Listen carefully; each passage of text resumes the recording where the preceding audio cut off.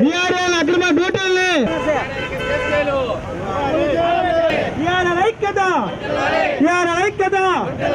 ఈరోజు రాష్ట్ర వ్యాప్తంగా గ్రామ రెవెన్యూ సహాయకులు అన్ని జిల్లా కలెక్టర్ కార్యాలయాల వద్ద ధర్నా నిర్వహించడం జరుగుతూ ఉంది.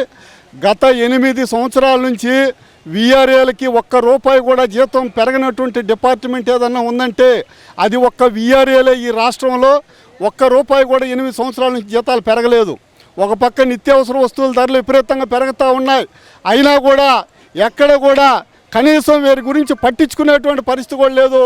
అసెంబ్లీలో కానీ క్యాబినెట్లో కానీ ఎక్కడ కూడా చర్చకి రావట్లేదు. అంతేకాకుండా అర్హులైనటువంటి వీఆర్ఏలు దాదాపు అనేక మంది ఉద్యోగాలు చదువుకున్నటువంటి వాళ్ళు ఉన్నారు. వారందరికి కూడా ప్రమోషన్లు ఇవ్వమంటే అది కూడా పట్టి పట్టినట్లు వ్యవహరిస్తూ ఉన్నారు. నామినీలుగా పనిచేస్తూ ఉన్నారు, వారికి ఉద్యోగాలు ఇవ్వలేదు. ఈ జిల్లాలో 29 మందికి దాదాపు 32 మందికి ఇంటర్వ్యూలు పిలిచారు వీఆర్ఓగా ప్రమోషన్లు ఇస్తామని. ఏదో కొంతమంది లెటర్లు పెట్టారని చెప్పేసి వాళ్ళని కూడా ఆపేసి వాళ్ళని సస్పెన్స్లో పెట్టినటువంటి పరిస్థితి ఈరోజు జిల్లాలో ఉంది. అందుకనే రాష్ట్రంలో ఉండేటువంటి కూటమి ప్రభుత్వానికి ఒకటే విజ్ఞప్తి చేస్తూ ఉన్నాం.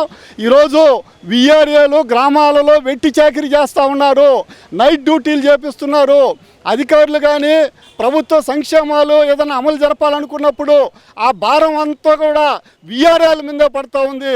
కాబట్టి వీఆర్ఏల యొక్క శ్రమను గుర్తించి ఇప్పటికైనా వారి న్యాయమైనటువంటి డిమాండ్లు పరిష్కరించాలని చెప్పేసి మేము డిమాండ్ చేస్తున్నాం. వీఆర్ఏల ఏ ఒక్క సమస్య కూడా పరిష్కారం కాలేదు. కనీసం వీఆర్ఏ సంఘ నాయకుల్ని చర్చలకు పిలిచి వీళ్ళ సమస్యల మీద ఆలోచన కూడా ప్రభుత్వానికి చిత్తశుద్ధి లేదు.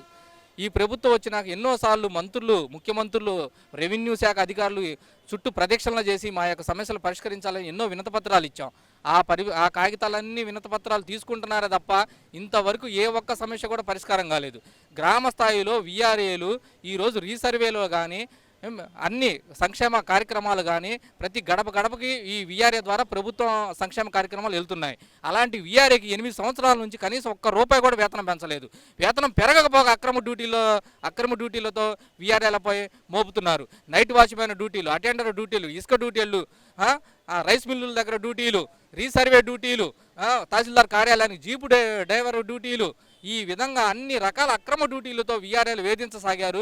కనీసం ఒక్క రూపాయి కూడా పెరగకుండా వీఆర్ఏలు చాలా అవస్థలు, ఆర్థిక ఇబ్బందులు పడుతున్నారు. కావున ఈ ప్రభుత్వానికి ఇప్పుడైనా కానీ మా సమస్యల మీద రాష్ట్ర నాయకత్వాన్ని చర్చలకు పిలిచి సమస్యలు పరిష్కరించాలి. సమస్యలు పరిష్కరించని ఎడలా ఈ ప్రభుత్వంతో తాడో పేడో మేము తేల్చుకోవడానికి రాష్ట్ర వ్యాప్తంగా వీఆర్ఏలు సిద్ధమవుతున్నారని మేము ప్రభుత్వానికి తెలియజేస్తున్నాం.